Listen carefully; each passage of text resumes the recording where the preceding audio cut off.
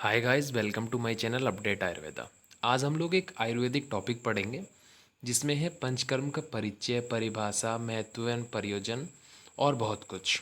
तो मैं टॉपिक शुरू करने से पहले मैं एक बात बताना चाहता हूँ कि हम लोगों के पास नोट्स भी होते हैं, बुक्स भी होती हैं, लेकिन हम लोग पढ़ाई करने के समय बहुत ज़्यादा आलस कर जाते हैं। तो इसीलिए उस आलस को दूर करने के लिए एक छोटी सी मैंने पहल की है। आई होप कि आप लोगों को अच्छी लगे। कुछ नहीं, बस एक छोटी सी वीडियो है। एक पूरा टॉपिक आपका कवर हो जाएगा। अगर आपको वीडियो अच्छी ना लगे तो आप डिसलाइक मार दीजिए तुरंत। मैं गारंटी देता हूँ वीडियो ख़त्म होने के बाद में आप ये कहोगे कि हाँ, वाकई में टॉपिक हमारा क्लियर हो गया है। पूरा का पूरा चैप्टर आपका एकदम से क्लियर हो जाएगा। तो चलिए फिर शुरू करते हैं। तो सबसे पहले हमें पढ़ना क्या क्या है इसमें। परिचय पढ़ना है पंचकर्म का, परिभाषा पढ़नी है, महत्व एवं प्रयोजन पढ़ना है, अष्टांग आयुर्वेद में व्यापकता पढ़नी है, संशोधन के गुण पढ़ने हैं, और पंचकर्म में वर्णित जो त्रिविध कर्म बताए हैं, पूर्व कर्म, प्रधान कर्म और पश्चात कर्म जो आते हैं वो बताए हैं। फिर बताया है यहाँ पे पंचकर्म में प्रयोग विषय पढ़ने हैं हमें, और पंचकर्म में परिहार विषय पढ़ने हैं। ठीक है, तो सबसे पहले हम पंचकर्म का परिचय स्टार्ट करते हैं। मतलब पंचकर्म सिर्फ दो शब्दों से मिलकर बना होता है, पंच प्लस कर्म। यानी कि पंच का अर्थ आप सभी को पता है कि पांच होता है, कर्म का अर्थ कार्य होता है। सिंपल सी बात है। अब ये चीज़ें जब चिकित्सा में प्रयुक्त होती हैं तो इसीलिए से पंचकर्म मिला के कहा गया है कि पंचकर्म चिकित्सा। ठीक है। अब चिकित्सा सिद्धांत भी तीन चीज़ों पे फॉलो करती है हमेशा। एक आयुर्वेद में जो चिकित्सा सिद्धांत फॉलो करता है वो संशोधन पे करता है, दूसरा करता है संशमन पे, और तीसरा करता है निदान परिवर्जन पे। संशोधन का मतलब क्या होता है कि दोषों को शरीर से बाहर निकाल दिया जाता है वमन और विरेचन के द्वारा। संशमन में क्या होता है कि दोषों को अंदर ही औषध दे के शरीर के अंदर ही दोषों को शमन कर दिया जाता है। निदान परिवर्जन क्या होता है कि उन चीज़ों को ही हटा दिया जाता है, उन चीज़ों को पहले ही नहीं लिया जाता है कि जिनसे व्याधि उत्पन्न हो।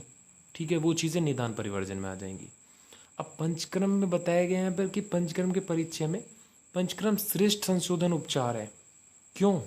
क्योंकि पंचक्रम क्या करता है कि किसी भी रोग के बिल्कुल उसको जड़ को यानी कि मूल को ही नष्ट कर देता है। पंचकर्म, क्योंकि जाहिर सी बात है संशोधन चिकित्सा है, तो पंचकर्म उस रोग के मूल को नष्ट कर देता है।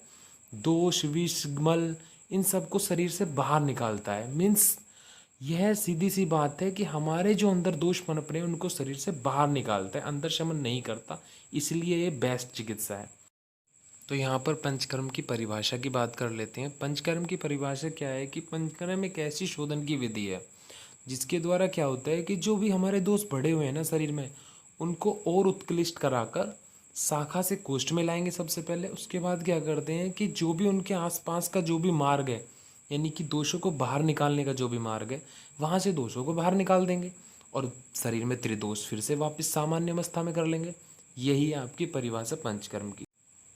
प्रथम वमनम पश्चात व्रेकश्च अनुवासनम एतानि पंचकर्माणि निरूहो नावनम तथा। ये भाव प्रकाश ने श्लोक बताया है। इसका मतलब ये हुआ कि वमन, विरेचन, अनुवासन, निरूह, नावनम, यानी कि नावन का मतलब यहाँ पर नश्य है, यानी ये सब पांच कर्मों में लिए गए हैं।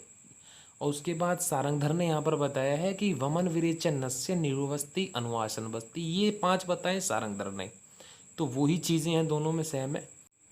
आचार्य चरक ने जो है बिल्कुल भाव प्रकाश वाले ही बताए हैं इस पांचों के पांचों पांच क्रम। और आचार्य सुश्रुत ने क्या बताया है कि उन्होंने निरूह और अनुवासन को अलग अलग ना बता के बस्ती में ही बता दिया है, फोर्थ टाइप। पांचवा उन्होंने क्या बताया, एक अलग बताया उन्होंने पांचवा, जिसका नाम है रक्त मोक्षण। अब बात करते हैं इसके महत्व और प्रयोजन की। तो महत्व क्या होता है, यहाँ पे एक श्लोक लिखा हुआ है, दोषा कदाचित कुप्यंती जीता लंघन पाचने जीता संशोधनेर येन्तु न तेषाम पुनरुद्वम। अर्थात इसका मतलब ये हुआ है कि लंघन पाचन के द्वारा जो दोषों को जिनको जीता जाता है वो फिर से कुपित हो सकते हैं, लेकिन जो संशोधन के द्वारा अगर एक बार हमने दोषों को शरीर से बाहर निकाल दिया वो दोबारा शरीर में प्रवेश नहीं कर सकते। यानी कि ये बेस्ट चिकित्सा है। मैंने आपको पहले भी बता चुका हूँ इसके परिचय में, वो इसका महत्व है कि दोष एक बार अगर शरीर से बाहर निकल गए संशोधन के द्वारा तो वो दोबारा कुपित नहीं हो सकते। यानी कि ये मूल रूप से दोषों का हरण करता है। ठीक है, ये इसका महत्व है। अब प्रयोजन के बारे में बात कर लेते हैं। तो प्रयोजन क्या होते हैं कि पांच मुख्य प्रयोजन बताएं। दो तो वही बताएं जो आयुर्वेद के प्रयोजन होते हैं, स्वस्थस्य स्वास्थ्य रक्षणम और आतुरस्य विकारच्य। और थर्ड क्या होता है इसका, रसायन और बाजीकरण के उच्च गुण प्राप्ति हेतु। मतलब कहने का ये है कि अगर रसायन और बाजीकरण हम औषध ले रहे हैं तो उनके बेस्ट रिजल्ट आए हमारे लिए, उनके प्राप्ति उनसे पहले हमको पंचकर्म करना चाहिए। तो इसीलिए रसायन बाजीकरण के उच्च गुण प्राप्ति हेतु भी बताया। और फोर्थ क्या होता है, जनपदोध्वंस। मीन्स कहीं पर कोई महामारी वगैरह अगर फैल गई है, जैसे जनपदोध्वंस, जनपद में कोई महामारी फैल गई है तो वहाँ पे हम पंचकर्म ले सकते हैं। पष्टांग आयुर्वेद में पांचवा इसमें बताया गया है। अब डिटेल में इसके बारे में पढ़ते हैं। फर्स्ट, कि स्वस्थ व्यक्तियों में आप कैसे कैसे पंचकर्मा का प्रयोग कर सकते हो। दिनचर्या में क्या करते हो, अभ्यंग करते हो डेली आप लोग, उद्वर्तन करते हो, कर्ण तेल करते हो, मूर्ध तेल, नश्य तेल, मीन्स ये सब चीज़ें डेली रूटीन में यूज़ होती हैं, इसीलिए दिनचर्या में हो गया। ऋतुचर्या में क्या होता है कि अलग अलग ऋतुओं के अनुसार हम लोग पंचकर्म का प्रयोग करते हैं। जैसे कि वर्षा में बस्ती करते हैं, शरद ऋतु में विरेचन करते हैं और बसंत ऋतु में वमन करते हैं। अब वेग अवरोध जन्य व्याधियों में क्या करते हैं कि जैसे हम लोगों ने वेग का धारण कर लिया है बहुत सी व्याधियों का, तो हम लोगों को व्याधि हो गई और हम लोगों को पंचकर्मा के द्वारा उसको ठीक करना है। तो वात, विण, मूत्र, छव, ये सब आपके वेग बताए हैं। उनमें क्या होता है कि वात, मूत्र, छव, हेतु, शुक्र, निद्रा आदि, इन सब में क्या करते हैं हम लोग, अवगाहन करते हैं, स्वेदन करते हैं, स्नेहन करते हैं। इन सब के द्वारा हम पंचकर्मा से चिकित्सा करते हैं इन चीज़ों की। अब विष प्रतिकार हेतु में क्या करते हैं कि विष अगर किसी ने पी लिया है या विष शरीर पर लग गया है तो वहाँ पे भी इसका पंचकर्म का प्रयोग बताया है कि परिसेचन करते हैं, पंचकर्म में अवगाहन करते हैं, विरेचन करते हैं, वमन कराते हैं। किसी विष में वमन कराते हैं, किसी में विरेचन कराते हैं, किसी में नश्य देते हैं तो किसी में रक्त मोक्षण कराते हैं। तो ये हो गया आपका स्वस्थ व्यक्ति का। रोग अनुसार देखना है आपको, तो रोग अनुसार होता है कि तमक श्वास में वमन विरेचन कराते हैं और कुष्ठ में वमन विरेचन कराते हैं। बाजीकरण में क्या होता है वो बता ही दिया है मैंने। जनपदोध्वंस में क्या होता है, जनपदोध्वंस का भी मैं बता ही चुका हूँ। अब बात करते हैं नंबर 5, अष्टांग आयुर्वेद में पंचकर्मा की उपादेयता क्या है। यहाँ से आ सकता है 5 नंबर के क्वेश्चन या फिर 7 नंबर के क्वेश्चन में मिक्स होके दूसरे क्वेश्चन के साथ में पूछ सकता है। तो इसका मतलब ये है कि काय चिकित्सा में क्या बताया है पंचकर्म के बारे में, शल्य कर्म में क्या बताया है, मीन्स शल्य तंत्र में क्या बताया है, कुमार वृत्ति में क्या बताया है, फिर पूछता है कि अगत तंत्र में, सालक के तंत्र में, मतलब सभी में पंचकर्म के बारे में बताया है कि काय चिकित्सा में उरुस्तंभ को छोड़कर बाकी सब में करते हैं।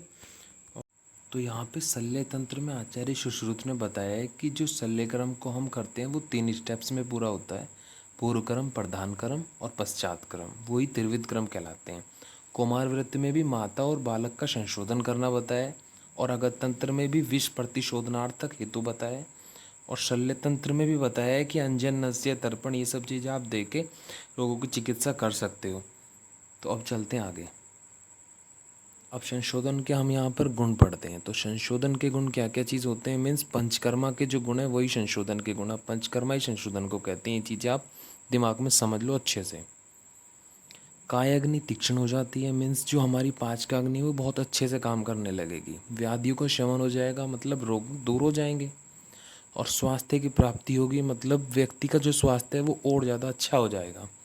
इंद्रियों में प्रसन्नता आ जाएगी, मन में बुद्धि का प्रसादन होगा, वर्ण प्रसादन होगा, मतलब जो हमारी त्वचा है उसका कलर बहुत ज़्यादा ब्राइट हो जाएगा, मीन्स अच्छा हो जाएगा। त्वचा में पुष्टि होती है, संतान की प्राप्ति होती है, वीर्य की शुद्धि होती है और रोग रहित दीर्घ जीवन व वृद्धावस्था देर से आती है। तो ये चीज़ें हैं संशोधन के गुण। अब बात करते हैं हम यहाँ पर त्रिविध कर्म। पंचकर्म जो चिकित्सा है वो 3 स्टेप्स में पूरी होती है। उसमें क्या होता है कि आचार्य सुश्रुत ने बताया पूर्व कर्म, प्रधान कर्म और पश्चात कर्म, ये विधि होती है पंचकर्म की। उसमें 3 कर्म होते हैं तब जाके विधि पूरी होती है पंचकर्म की। तो पूर्व कर्म में क्या क्या आता है, लंघन, पाचन, स्नेहन, स्वेदन।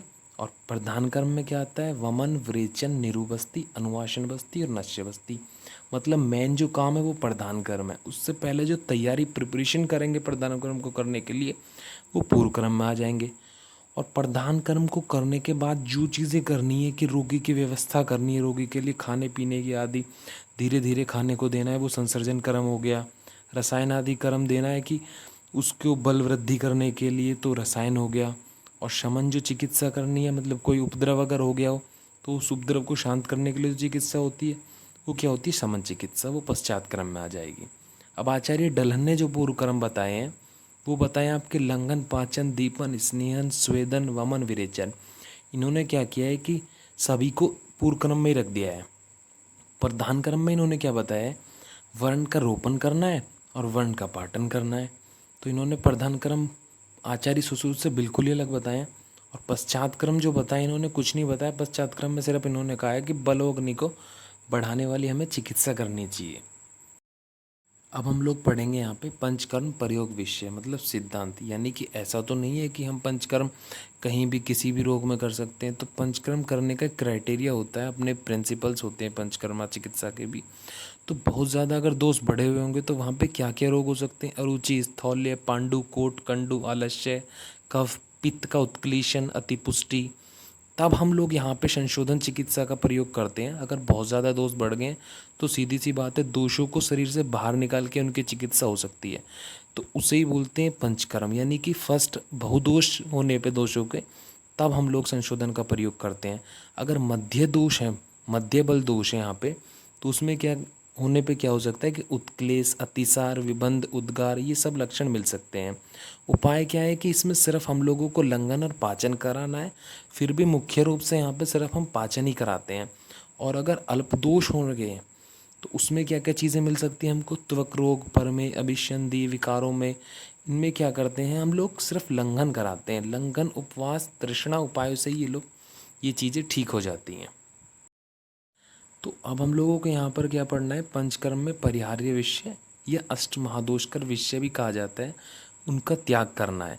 मीन्स जब तक पंचकर्म चलता है तब तक हम लोगों को उन चीज़ों से दूर रहना है, उन चीज़ों का सेवन नहीं करना है, यानी कि उन चीज़ों की तरफ नहीं जाना है। तो पंचकर्म काल में ऐसे 8 चीज़ें बताई हैं, उच्च भाश्रम, रथक्षोभ, अति चंक्रमण, अत्यासन, अजीर्ण अध्यसन, विषम अहितासन, देवासवपन और वयवाय। उच्च भाषण में क्या होता है कि बहुत ज़्यादा हम लोगों को ऊंचा नहीं बोलना है। और रथक्षोभ का मतलब है कि कोई भी हमें ऐसी उबड़ खाबड़ रास्ते पे चलने वाले किसी रथ पे नहीं बैठना है, क्योंकि इन्होंने बताया कि उससे हमारे दोष कुपित हो सकते हैं। आचार्यों ने बताया कि दोष कुपित हो सकते हैं, तो व्याधि दोबारा आ सकती है। अति चक्रमण, बहुत ज़्यादा हमें घूमना नहीं है, क्योंकि अभी आप बीमार हो, आपको रेस्ट चाहिए। पंचकर्म क्या हुआ है आपका। अत्यासन, हमें कोई भी बहुत जगह एक जगह बैठे बैठे नहीं रहना है, थोड़ा बहुत इधर उधर टहलना है, बहुत ज़्यादा नहीं टहलना है। अजीर्ण अध्यसन मीन्स बिना कुछ खाए हुए ऊपर से कुछ खा लेना, वो होता है अजीर्ण अध्यसन। विषम अहितासन मीन्स यानी कि इधर उधर का मिला के कभी ये कभी वो, यानी कि बहुत सारा कुछ खा लेना, वो विषम अहितासन होता है, वो सब नहीं खाना है। दिवस ओपन, दिन में नहीं सोना है क्योंकि कफ की वृद्धि हो सकती है। और वैवाय होता है, वैवाय में क्या होता है कि हमें मैथुन नहीं करना। पंचकर्म में परिहार्य विषय यानी अष्टमहादोषकर विषयों का वर्ज्य इसलिए बताया, यानी निषेध इसलिए बताया है पंचकर्म चिकित्सा में, क्योंकि इनको करने से क्या होता है कि फिर से दोबारा से आपके दोष कुपित हो सकते हैं।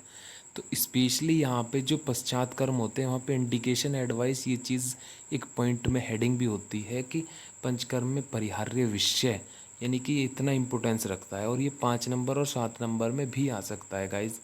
तो आप बुक्स में देखोगे या कहीं किसी के नोट्स में देखोगे तो हो सकता है आपको 2-4 पॉइंट और एक्स्ट्रा मिल सकते हैं पढ़ने के लिए चैप्टर फर्स्ट से, पर एज़ यूजुअली ज़्यादातर मोस्टली यही आते हैं, यही मेन है। तो दोस्तों, अगर आपको किसी भी सब्जेक्ट के नोट्स डाउनलोड करने हैं तो आप हमारे टेलीग्राम चैनल अपडेट आयुर्वेदा पर जा सकते हैं और डाउनलोड कर सकते हैं।